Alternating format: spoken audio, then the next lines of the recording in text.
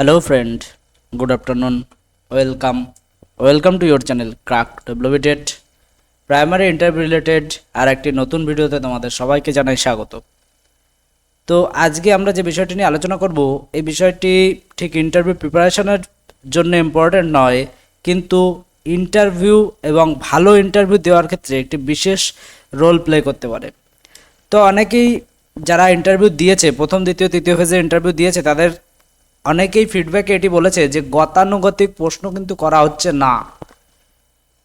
বিগত দিনে উত্তর দিনাজপুর জেলার কিছু ক্যান্ডিডেটের রিভিউ থেকে আমরা জানতে পেরেছি যে কুলিক পক্ষীনিবাস থেকে অনেক প্রশ্ন জিজ্ঞাসা করা হয়েছে। উত্তর দিনাজপুরে তুলাইপাঞ্জি চাল সম্পর্কে প্রশ্ন জিজ্ঞাসা করা হয়েছে। তো এই প্রশ্নগুলি হঠাৎ কেন জিজ্ঞাসা করা হয়েছে, এই সোর্সটা যদি তোমরা আয়ত্ত করতে পারো তাহলে তোমাদের কাছে ইন্টারভিউ সহজ হয়ে যাবে। এবং যদি আয়ত্ত না করতে পারো তাহলে হাজার কোশ্চেন কালেক্ট করে পড়লেও কিন্তু কোনো লাভ হবে না, কারণ তোমার ক্ষেত্রে কিন্তু প্রশ্ন আলাদা হতে চলেছে। তো যারা আমাদের চ্যানেলে নতুন তারা অবশ্যই এই কিউআর কোডটি স্ক্যান করে আমাদের টেলিগ্রাম গ্রুপে জয়েন হয়ে যাও। এছাড়া ডেসক্রিপশন বক্সে কিন্তু লিঙ্ক রয়েছে, সেই ডেসক্রিপশন বক্সটি ভিজিট করে তোমরা টেলিগ্রাম গ্রুপে জয়েন হয়ে যেতে পারো। প্রত্যেকের জন্য একটি ফ্রি পিডিএফ রয়েছে যেটি তোমরা বিনামূল্যে পাবে। প্রত্যেকে কীভাবে পাবে তার জন্য সম্পূর্ণ ভিডিওটি দেখতে থাকো। তো যে বিষয়টি নিয়ে আলোচনা করছিলাম যে গতানুগতিক প্রশ্ন করা হচ্ছে না, যেমন যে অনেকেই আমরাই প্রথমে বলেছিলাম 2022 সালে কিন্তু এমনভাবে ডেমো প্রিপারেশন হয়েছিল বা ডেমো জিজ্ঞাসা করা হয়েছিল যেখানে দেখা গেছে যে মোটামুটি প্রতিটা সাবজেক্ট থেকে দুটো বা তিনটে করে ডেমো রেডি করে গেলেই কিন্তু ইন্টারভিউ সুন্দরভাবে দিয়ে আসছিল। কিন্তু এবছর কিন্তু তাদের অর্থাৎ ইন্টারভিউয়ারদের ইচ্ছামতো ডেমো জিজ্ঞাসা করছে। তো সেক্ষেত্রে তোমাদের যে বিষয়টি চেঞ্জ করতে হবে সেটি হচ্ছে নিজের উপর বিশ্বাস তৈরি করতে হবে, নিজের আত্মবিশ্বাসকে বাড়াতে হবে এবং অন স্পট যাতে ডেমো রেডি করে দিতে পারো এবং সেই ডেমোটি অ্যাট্রাকটিভ করতে পারো সে বিষয়ে ফোকাস রাখতে হবে। তার জন্য কি করতে হবে, তার জন্যে ওই স্পটে যে টিএলএমগুলো আছে সেই টিএলএমগুলো ব্যবহার করার চেষ্টা করতে হবে। যেমন জলের বোতল থাকবে, পেন থাকবে, এছাড়া তোমার হাত রয়েছে, ইন্টারভিউয়ারদের হাত রয়েছে, মাথার চুল রয়েছে, আরও বিভিন্ন হাতে ঘড়ি রয়েছে, পেন রয়েছে, মার্কার পেন রয়েছে, ডাস্টার রয়েছে, ব্ল্যাকবোর্ড, হোয়াইট বোর্ড রয়েছে। তাহলে এই বিষয়গুলিকে কিন্তু টিএলএম হিসেবে ব্যবহার করতে হবে। এটি তোমার ইন্টারভিউকে ডেমোকে সুন্দর করে দিতে পারে। এইবার কয়েকটি উদাহরণ আমি বলি যে এবছরের যে ইন্টারভিউ হচ্ছে এখানে কিন্তু বেসিক নলেজের কিন্তু একটি চেকিং চলছে, অর্থাৎ কি জিজ্ঞাসা করলাম, তোমরা অনেকেই কি করছো, ইংলিশ অনার্স, তাহলে তোমরা ভাবছো কি যে আমাকে ইংলিশ থেকে ডেমো জিজ্ঞাসা করবে, কিন্তু এবছর দেখা যাচ্ছে যে তা কিন্তু হচ্ছে না। বাংলা অঙ্ক থেকে তাকে বললো যে ভগ্নাংশের ডেমো দিন, ফ্র্যাকশনের ডেমো দিন। তাহলে সে বলছে যে আমি তো ইংলিশের স্টুডেন্ট, আমাকে কেন ভগ্নাংশ থেকে ডেমো দেওয়া হবে? দেখো তুমি যাচ্ছ একটি প্রাথমিক বিদ্যালয়ের শিক্ষক হিসাবে এবং সেখানে কিন্তু তোমার যে কোনো সাবজেক্টের কিন্তু ক্লাস নিতে হতে পারে। তাহলে তুমি সামান্য ভগ্নাংশের ধারণা কেন দিতে পারবে না? তুমি তো একজন ইংলিশ অনার্সের ক্যান্ডিডেট, তাহলে কেন দিতে পারবে না? অবশ্যই তোমাকে দিতে হবে। কোনো একজন ছাত্র জিজ্ঞাসা করলো যে স্যার ব্যাকরণ বানানটা কি, তাহলে তুমি কি উত্তর দিতে পারবে না? তুমি ইংলিশের স্টুডেন্ট বলে কি তুমি ব্যাকরণ বানান জানো না? এটি তো একদম কাম্য নয়, তাই না? তাহলে বেসিক জিনিস জানতে হবে। হ্যাঁ, সেখানে তোমাকে একটি এক্সেপশনাল সন্ধি জিজ্ঞাসা করলো, তুমি উত্তর দিতে পারলে না, তাতে কিন্তু খুব একটা নেগেটিভিটি নেই। আরেকটা জিনিস বলে দিই, অনেকেই ভাবো যে এখানে কিন্তু তোমাকে কতটা তুমি জানো সে বিষয়ে, তুমি প্রশ্নের একটি অ্যান্সার যদি না দিতে পারো তাহলে নেগেটিভিটি প্রকাশ পাবে। অবশ্যই পাবে। কোন ধরনের প্রশ্ন? তোমাকে যদি এখন জিজ্ঞাসা করা হলো যে HPRC এর পুরো নাম কি বলুন তো, তুমি উত্তর দিতে পারলে না, একদম সেখানে কিন্তু তোমার নেগেটিভিটি একদম প্রকাশিত হয়ে যাবে এবং তোমার অর্ধেক ইন্টারভিউ খারাপ কিন্তু এই একটা প্রশ্নতেই হয়ে গেল। কারণ এটি তোমার তো একটু কমন বিষয়, ইন্টারভিউ দিতে যাচ্ছ, HPRC holistic progress report card যেটি এবছর চালু হয়েছে সেটি সম্পর্কে জানো না, এটি হতে পারে?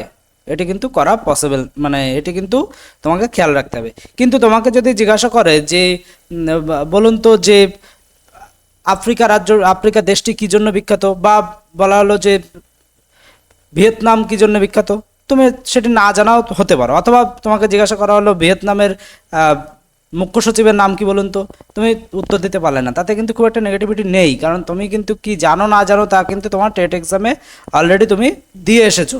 তাহলে তোমাকে একটা জিনিস খেয়াল রাখতে হবে যে উল্টো পাল্টা ডেমো জিজ্ঞাসা করছে, উল্টো পাল্টা প্রশ্ন জিজ্ঞাসা করছে, তাহলে তোমাকে দেখা গেল তুমি একটি আর্টসের ক্যান্ডিডেট, আমি ধরে নিলাম আর্টসের ক্যান্ডিডেট, তোমাকে জিজ্ঞাসা করলো যে নিউটনের তৃতীয় গতিসূত্রটি বলুন তো, তুমি বলছো কি আমি জানি না স্যার, আমার জানা নেই, বা আমাকে উল্টোপাল্টা প্রশ্ন জিজ্ঞাসা করেছে, আমার ইংলিশে অনার্স বা বেঙ্গলিতে অনার্স, আমাকে নিউটনের তৃতীয় গতিসূত্র জিজ্ঞাসা করা হয়েছে।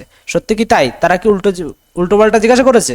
একদমই নয়, কারণ নিউটনের তৃতীয় গতিসূত্র কিন্তু তুমি ক্লাস 8-9 কিন্তু পড়ে এসেছো, 8-9-10 কিন্তু পড়ে এসেছো। সুতরাং তোমাকে ডিটেলস, অর্থাৎ তোমাকে কুলম্বের সূত্রের গাণিতিক রূপটি বলুন, তুমি গাণিতিক রূপটি না বলতে পারো, অ্যাটলিস্ট কুলম্বের সূত্র কিসের রিলেটেড সেটি কিন্তু তোমাকে বলতে জানতে হবে। তার জন্য কিন্তু ক্লাস, আমি বলেছি তোমাদের পিপি থেকে ক্লাস 10 এই ক্লাসের বইগুলি একটু নজর রেখো। তাই বলে তোমাকে মাধ্যমিক পরীক্ষা দিতে হবে বা উচ্চ মাধ্যমিক পরীক্ষা দিতে হবে এমন ডিটেলসে তোমার পড়ার প্রয়োজন নেই। জাস্ট বেসিক ইনফরমেশনগুলি জেনে রাখো যে কুলম্বের সূত্র তোমাকে জিজ্ঞাসা করা হলো, তুমি উত্তর দিচ্ছ যে গ্যাসের চাপের সংক্রান্ত, যে কুলম্বের সূত্র গ্যাসের চাপের সাথে সম্পর্কযুক্ত, তাহলে কি ঠিক হবে? তাহলে এই ধরনের বিষয়গুলি যেন না হয়। আর একটা জিনিস, অনেকে বলছে যে আমি বেঙ্গলি স্টুডেন্ট, আমাকে সাবজেক্ট ভার্ব সম্পর্কে প্রশ্ন করা হয়েছে। তাহলে তুমি কি জানো না যে আমি কোনো একটি ছাত্র কাল, দেখা গেল বললো যে রহিম কাল বিদ্যালয়ে এসেছিল, তাহলে এটি কোন টেন্সের উদাহরণ, বা এটিকে ট্রান্সলেট করে বলুন। তাহলে তুমি তো অনার্স পাস বা গ্র্যাজুয়েট একটি স্টুডেন্ট, তাহলে তোমাকে এই কোশ্চেনটি কি জিজ্ঞাসা করতে পারে না তারা যে এইটি কোন টেন্সের উদাহরণ? তাহলে টেন্স সম্পর্কে যদি তোমাকে ডেমো দিতে বলে, তাহলে কি তুমি দিতে পারবে না? তাহলে এই বেসিক বিষয়গুলিকে কিন্তু খেয়াল রাখতে হবে। বেসিক বিষয়গুলিকে আমি বলছি নজর দাও, ডেপথে যাওয়ার প্রয়োজন নেই, ডিটেলসে যাওয়ার প্রয়োজন নেই। অনার্সের সাবজেক্ট আছে, সেই সাবজেক্টে একটু ডেপথে যাও, ডিটেলসে যাও, কিন্তু ওভারঅল সামগ্রিক সাবজেক্টে একটি নলেজ রাখো। আমাকে অনেকেই বলেছো যে ইন্টারভিউয়ের জন্য যে পিডিএফ আছে, সেই পিডিএফে আমি আমার সাবজেক্ট রিলেটেড বিষয়গুলি পাচ্ছি না।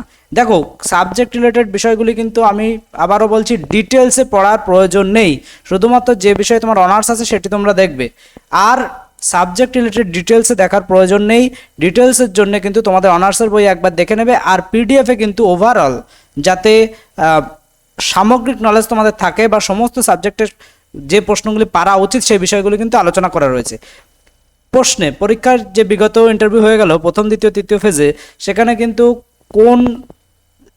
তার কোনো ক্যান্ডিডেট যে জেলা থেকে আসছে সেই জেলার কোনো এমএলএর নাম, কোনো মন্ত্রীর নাম, মানে সেই জেলায় বাড়ি সে কোনো মন্ত্রী, তার নাম কিন্তু জিজ্ঞাসা করা হচ্ছে। উত্তরবঙ্গের একজন কেন্দ্রীয় মন্ত্রীর নাম কিন্তু জিজ্ঞাসা করা হয়েছে। তাহলে এই বিষয়টি তোমার উত্তরবঙ্গে বাড়ি, কিন্তু উত্তরবঙ্গের একজন কেন্দ্রীয় মন্ত্রীর নাম জিজ্ঞাসা করা কি খুব অন্যায়?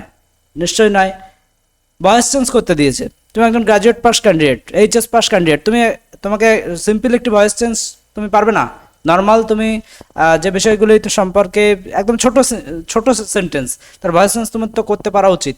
তুমি যদি এখন তোমাকে বলা হয় যে একটা কঠিন সেন্টেন্সের ভয়েস চেঞ্জ করতে দিলে তুমি পারলে না, তাতে কিন্তু তোমার নেগেটিভিটি খুব একটা নেই। তাহলে এই বিষয়গুলিকে কিন্তু খেয়াল রাখতে হবে। কোন ফলে কোন ভিটামিন আছে, ভিটামিন সম্পর্কে প্রশ্ন জিজ্ঞাসা করা হয়েছে, অর্থাৎ এগুলি কিন্তু 7, 8, 9 কিন্তু জীবন বিজ্ঞান থেকে কিন্তু এই প্রশ্নগুলি করা হয়েছে। তাহলে তুমি তো 7, 8, 9 পড়েছো, তাহলে তোমাকে এই ইন্টারভিউয়ের ক্ষেত্রে কি করতে হবে? সামগ্রিক, অর্থাৎ A to Z বিষয়গুলিকে একটা ওভারঅল নলেজ নিয়ে তারপরে ইন্টারভিউ দিতে যেতে হবে। এই বিষয়গুলিকে যদি তুমি খেয়াল করতে পারো, তাহলে কিন্তু তোমার ইন্টারভিউ ভালো হবে। এবং সেন্টেন্স তুলে জিজ্ঞাসা করা হয়েছে কোন টেন্স, এটি কিন্তু জিজ্ঞাসা করা হচ্ছে এলাকার ডিটেলস, অর্থাৎ তুমি কোন এলাকায়, যে এলাকায় রয়েছো সেই এলাকার কাছাকাছি অবস্থিত নদীর নাম বা সেই এলাকার কোনো বিশিষ্ট ব্যক্তিত্ব থাকলে সেগুলি সম্পর্কে কিন্তু জিজ্ঞাসা করছে। তো সুতরাং অনেকে ভাবছে এগুলি উল্টোপাল্টা প্রশ্ন, কিন্তু উল্টোপাল্টা প্রশ্ন কিন্তু এগুলি না, এগুলি কিন্তু সঙ্গত প্রশ্ন।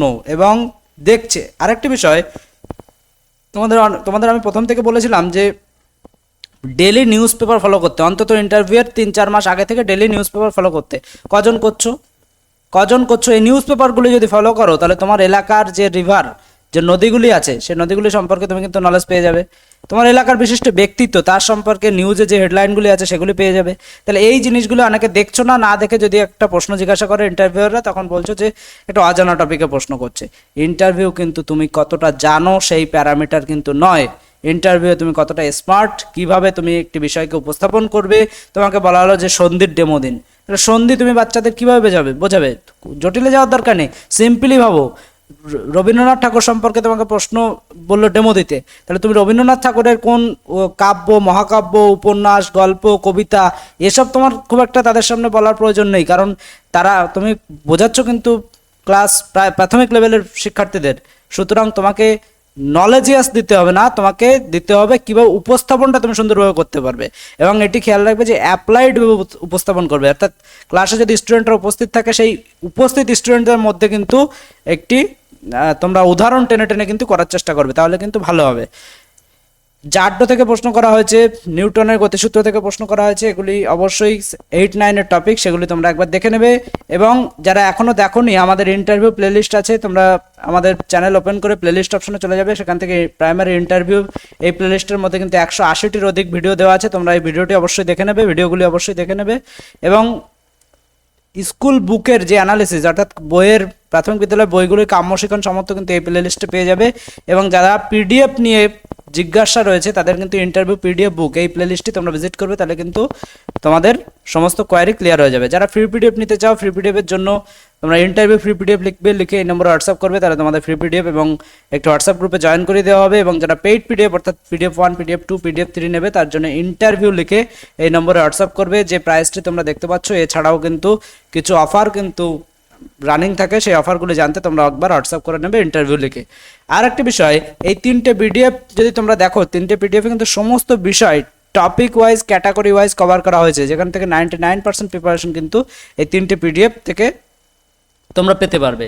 পিডিএফ 1-এর যে বিশেষত্ব, যেটি অন্য বই থেকে আলাদা, সেটি রয়েছে ইন্টারভিউ দিতে যাওয়ার আগের দিন থেকে ইন্টারভিউ দেওয়ার দিন যে ভয়, ভীতি, শারীরিক অসুস্থতা, মাথা ঘোরা, বমি বমি ভাব, এই সমস্ত সমস্যাগুলি কিভাবে কাটানো যায় তার জন্য কিছু এক্সট্রা মেডিসিন এবং মেডিটেশনের কথা কিন্তু পিডিএফ 1-এ উল্লেখ রয়েছে।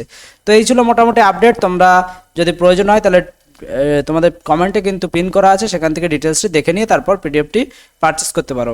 তো এই ছিল একটা আপডেট। তোমরা নতুন করে নিজেদের প্যাটার্ন, ইন্টারভিউ প্যাটার্ন, প্রিপারেশনের প্যাটার্নকে চেঞ্জ করে প্রিপারেশন নাও। আশা করি তোমাদের সকলের ইন্টারভিউ ভালো হবে। Thank you.